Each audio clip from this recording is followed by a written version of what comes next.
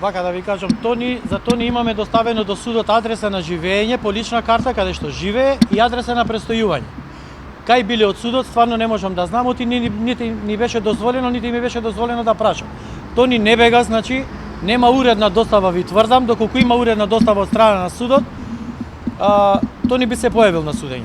Ама Втора работа, дека денеска има судење, вие да му кажавте, имаше на телевизија. знаете, без разлика дали знае или не, има по закон по член 127 од ЗКП како се доставува покана за рочиште.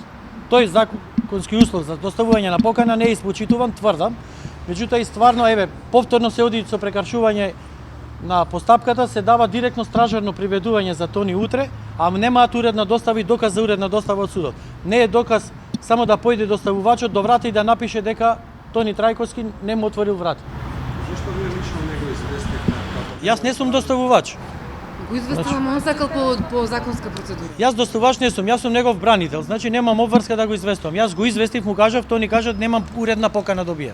Не ли е во интерес на постапката да дојде и да почне веќе? Да, ама ако дојде непоканет, може и процес се пропусте. Јас се пријавив и кажав заради тоа. Меѓутоа судот треба да одлучи дали јас сум бранител на Тони или по службена должност бранителот кој се појавува на судење кој не е законски поставен.